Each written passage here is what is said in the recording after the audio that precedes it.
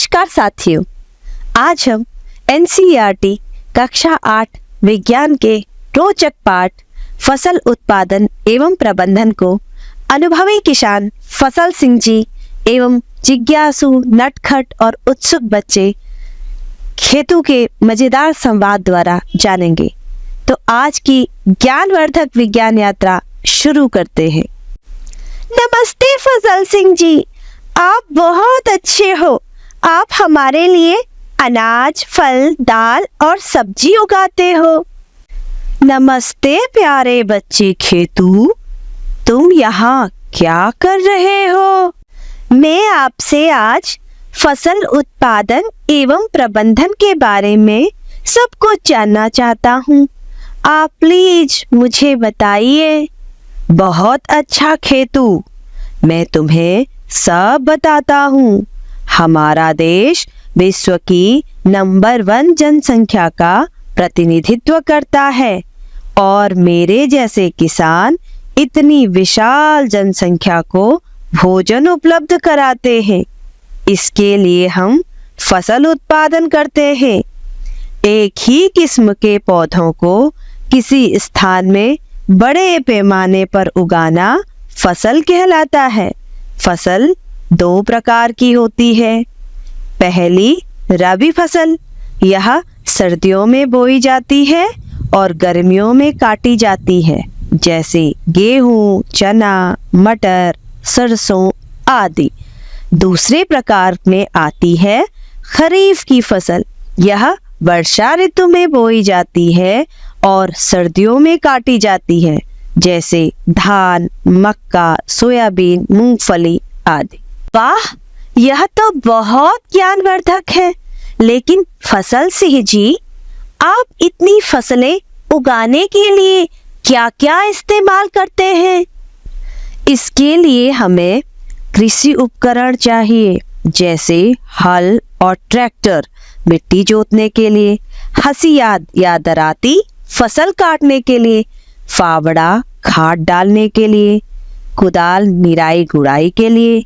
आजकल तो बीज बोने के लिए सीड ड्रिल एवं थ्रेसिंग के लिए थ्रेसर जैसी मशीनें हैं जो काम को आसान बनाती हैं। वाह, यह तो बहुत अच्छी बात है फसल सिंह जी कि अब खेती में भी आधुनिक तकनीकी का प्रयोग हो रहा है। आप मुझे अब फसल उगाने के तरीके भी बताइए। ठीक है प्यारे खेतू, अब ध्यान से सुनना। फसल उत्पादन के 7 चरण होते हैं। पहले चरण में मिट्टी तैयार की जाती है। इसके लिए मिट्टी को उल्टा पलटा कर समतल किया जाता है। इससे मिट्टी हवादार और पोषक तत्वों से भरपूर हो जाती है। यह कार्य ट्रैक्टर या बैलों द्वारा हल चलाकर किया जाता है। फिर आती है बीज बुआई की बारी।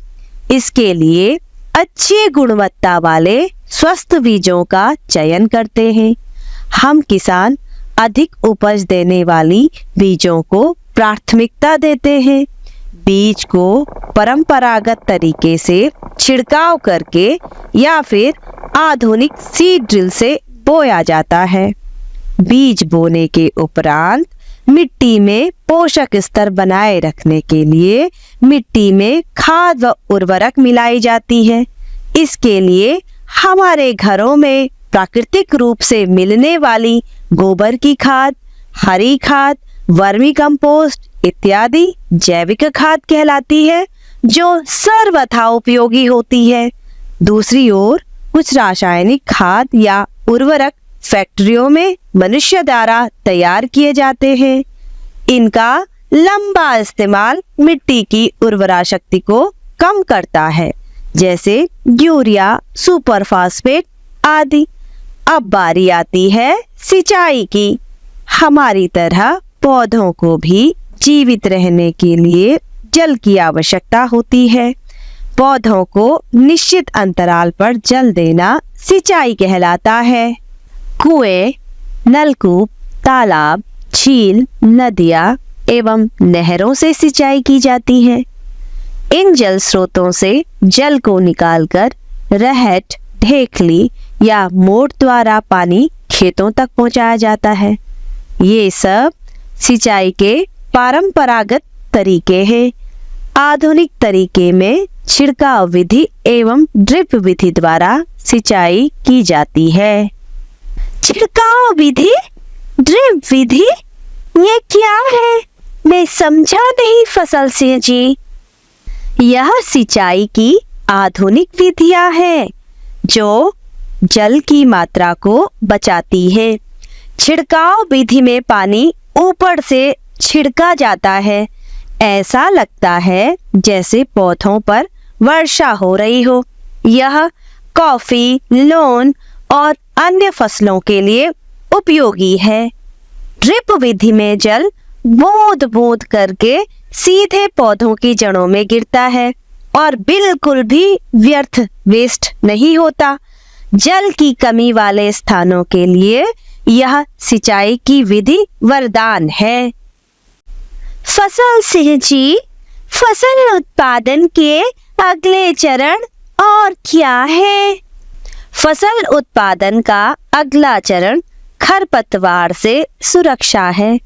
खरपतवार अर्थात अप्रिय घास जो फसल का पोषण चुराती है, उन्हें उखाड़ा जाता है।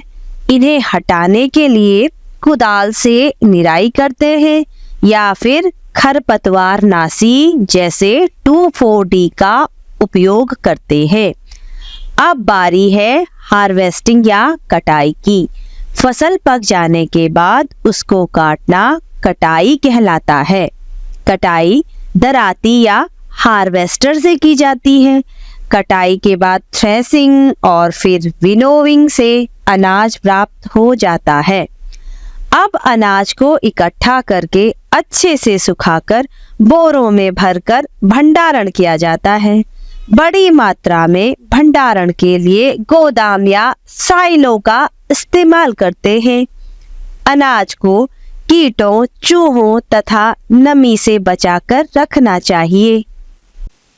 वाह फसल सिंह जी, आपने तो मुझे फसल उत्पादन एवं प्रबंधन का पूरा विज्ञान समझा दिया। हाँ बेटा खेतू, अब तुम इस विज्ञान को अपने सभी सहपाठी दोस्तों के साथ बांटो और हाँ, उनसे कृषि के साथ साथ पशुपालन की भी बात करना। उन्हें बताना कि खेती के लिए गोबर की खाद और हमारे लिए दूध, मीट और अंडे के लिए पशुओं को पालना जरूरी है और पशुओं को पालना ही पशुपालन कहलाता है। हाँ, जरूर बताऊंगा। आज मैं समझ गया कि खेती काम नहीं, एक कला और विज्ञान है।